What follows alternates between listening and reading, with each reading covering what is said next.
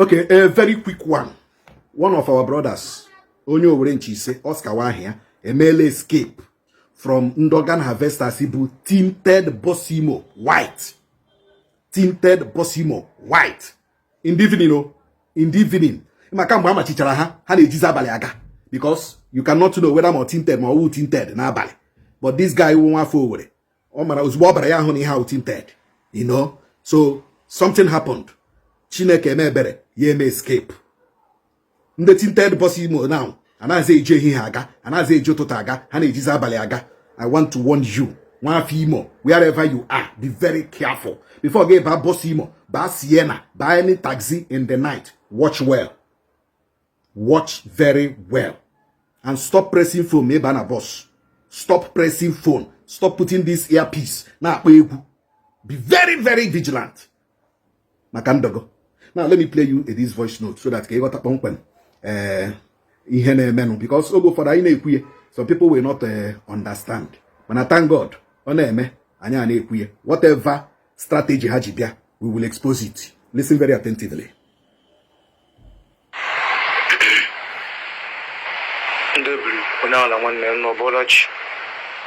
Happy Sunday.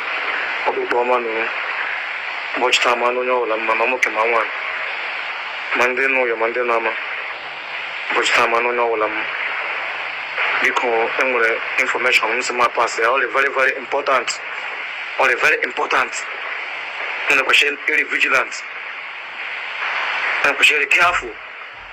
Movement, the night movement, Omega now, no patient careful. Because no job on our lower. No job on our lower. We wouldn't kiss it. Obana, Ndogan Harvester, Apana, Alo, Owe. Lebrano, ordinary Tetulani, along Tetulu. Ian Kovalan Chorekolan, yesterday, one of our brother was Namana, Oscar, the person of Oscar Bujo. Oscar Shina Dala, Omunel, Ocean Billion, Oscar Gulabu, Funiabula, Amayabula. Yesterday, this Saturday, according to him, Maya Ejina who came back 2 days. Which can a man of Holy Family. So Keji, Eja Milime or Chogizu, Nabalia, 8, according to him. Also Chigamoto, we show your hunger, but Tilunga, we show your hadir, Uchigamoto. So, think on 1%, or to know to die, but don't harvest to know to have in I put each other the motor, or Mount will know to. So, Ghana Chiramuta, Nepa, Bosimo tinted white. According to him, also Bosimo and what the Albara empty. Akona Bella, Poshe. The driver on the Bosima, Mema or Moyoscow. Oscar passed all the driver she Jovia to him. Now I say one name, Vanomotuman. Oscar Panopi, yelling for the driver, the drivers in the Tetulu. Yava, so the Bosimo. Omani Bonyoso, first, Onoso, Ono to Hagoso Passipazi, Papa, New Motu, not any with driver. So the couple of Unos Tanopani, Chigamutanzi, Oscar Ban, the best man was a new door. Oscar Sin, Mutan Bosima, Asia, and Mochin on Asia. In on the first, Ochin on the kids, Masomoto, and the Bosima was on Bosima, Nanu Tuchi. So, Oscar Ban, how about Onasmo? Count on the shit on gas, a Meshimoto. I can make Oscar on a Meshimoto, eating the man, I ever see him. Okama, man to one of Hamas, man of Bagale, Michigan, you know, private, Pabra, Iman, Oscar, them all in wise, and I can't. So, yeah, the person drag me. Gadra, drive it, you gone. Chimba, but you have Nibisha, Abiga AC. Oscar, see a bigger AC. Give man.